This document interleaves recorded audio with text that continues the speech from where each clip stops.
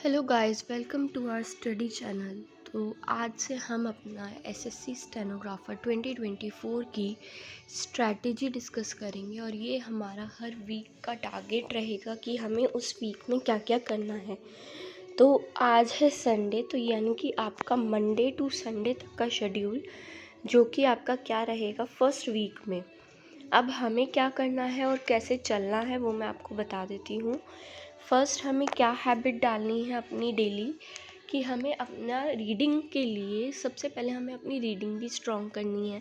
उसको भी हम नेग्लेक्ट नहीं कर सकते, उसको भी हमें साथ लेकर चलना है।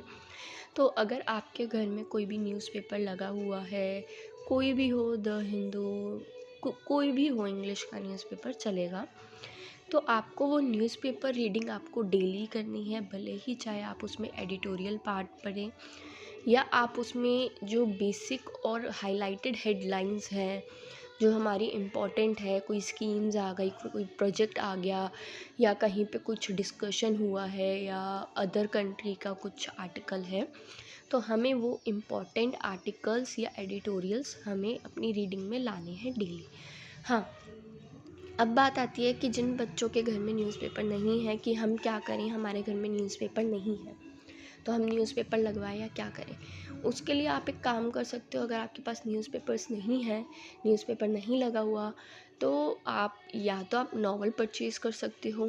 नॉवल से भी आप अपनी रीडिंग वोकैबुलरी अच्छी कर सकते हो।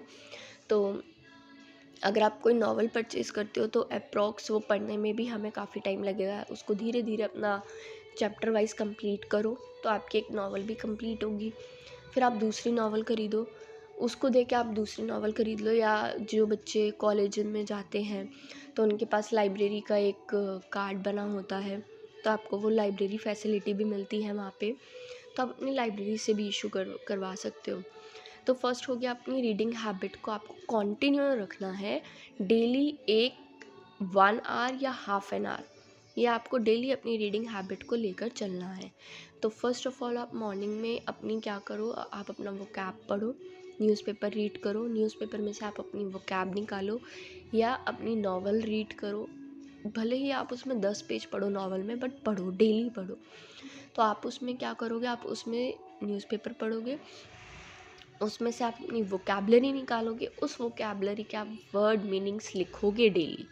अगर आप ये देख लो कि आप मैक्सिमम 20 to 30 वोकैब आपको डेली लिखनी है और उसको हमें रिवीजन भी करनी है और उसको हमें डेली रिवाइज भी करना है।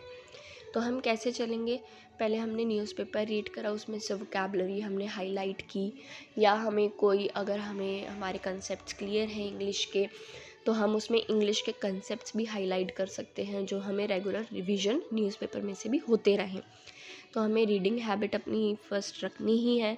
फिर हमने जो रीडिंग करी है उसकी जो वोकैबलरी है, हमें पूरे दिन में कभी भी हमें ये टारगेट करना है कि जो आज हमने न्यूज़पेपर पढ़ा है उसमें से वोकैबलरी निकाली है तो उसके हम उसी दिन वोकैब के वर्ड मीनिंग्स लिख कर रखेंगे।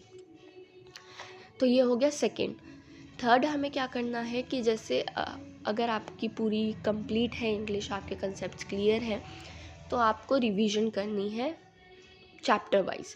ये नहीं है कि अभी से हम स्टार्ट कर देंगे क्वेश्चंस करना या क्वेश्चंस को हम उसी धर्रे पे है कि हाँ भाई हमें तो सब आता है, हमें क्वेश्चंस पढ़ना है, क्वेश्चंस करना है। नहीं, क्या करना है, आपको अभी रिवीजन करनी है। चाहे आप वीक में 2 चैप्टर करो, चाहे आप 3 चैप्टर करो, उसको आप डेली रिवीजन करो, ठीक है। और जिन बच्चों की रिवीजन नहीं हो रखी, जिन बच्चों के चैप्टर्स क्लियर नहीं हैं, तो उनके लिए क्या टारगेट है इस वीक का, आपको इस वीक अपना स्टार्ट करना है नाउन चैप्टर से। कहाँ से स्टार्ट करना है, अपना नाउन चैप्टर से आपको स्टार्ट करना है। आप अपना नाउन चैप्टर कंप्लीट करो।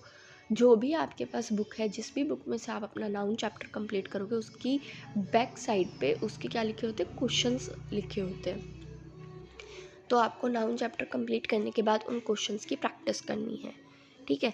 ये तो हो गया हमारा इंग्लिश का। अब नेक्स्ट आता है वोकैब को गो थ्रू। अब हमें वोकैब गो थ्रू कैसे करनी है, जैसे मैंने आज करी, न्यूज़पेपर पढ़ा, मैंने न्यूज़पेपर में से वोकैब लिखी, उसके आंसर्स लिखे, ठीक है। अब हमें क्या करना है, एक बार तो हमें उसी दिन देख लेना वोकैबलरी हमने क्या क्या लिखी है, क्या वो हमें राइटिंग समझ आ रही है, क्या उसमें हमने स्पेलिंग मिस्टेक तो नहीं करी। सेकेंड डे हमें क्या करना है, जैसे मैंने आज वोकैब लिखी तो क्या करना है हमें नेक्स्ट डे, नेक्स्ट डे हमें उसी वोकैब को दोबारा गो थ्रू करना है। तो इस तरह हम क्या करेंगे, आज हमने वोकैब लिखी, अगले दिन हम उसी वोकैब को रिवीजन कर रहे हैं। एक बार रिवीजन हम उसको जब उसी दिन गो थ्रू करेंगे उस दिन कर रहे हैं, दूसरी बार रिवीजन हम नेक्स्ट डे करेंगे। अब हमारे पास जो होगा वीकली वोकैब इकट्ठी हो जाएगी। तो हम उस वीकली वोकैब को कब करेंगे रिवाइज, सैटरडे या संडे। हमें 2 दिन सैटरडे या संडे, अगर आप दोनों दिन कर सकते हो वेल एंड गुड है, आपकी और वोकैबलरी स्ट्रॉन्ग होगी। तो आपको आधी वोकैब जो है अपनी 2 पार्ट्स में डिवाइड करनी है। आधी वोकैब आप सैटरडे को रिवीजन करो, आधी वोकैब आप संडे को रिवीजन करो। तो ये आपको एक टारगेट बना के चलना है कि आपको डेली वोकैब लिखनी है, अगले दिन उसको रिवीजन करनी है। फिर हमें दूसरी रिवीजन कब करनी है, सैटरडे संडे करनी है। और हाँ, अगर आपको बीच में भी टाइम मिलता है किसी और दिन, तो आप उस दिन भी जो आपकी प्रीवियस वोकैब है, 2-3 दिन की हमारी इकट्ठी हुई वोकैब है, तो हम वो तब भी रिवीजन करेंगे। ठीक है, रिवीजन एक हमारा वो कंपोनेंट है जिसको अगर हमने छोड़ा तो हम वो ट्रैक, हम वो रेल छोड़ देंगे। ठीक है, दूसरी बात आती है जीके की। तो जीके का हम सबसे पहले वो पोर्शन कंप्लीट, मैंने आपको प्रीवियस वीडियो में भी समझाया था, हम सबसे पहले वो पोर्शन कंप्लीट करेंगे जो हमारा इजी है, ताकि हमें ये कॉन्फिडेंस हो जाए कि हाँ भाई हमारा जो आधा सिलेबस है वो हमारा कंप्लीट हो चुका है। तो हम जीके में स्टार्ट कहाँ से करेंगे, पॉलिटी से।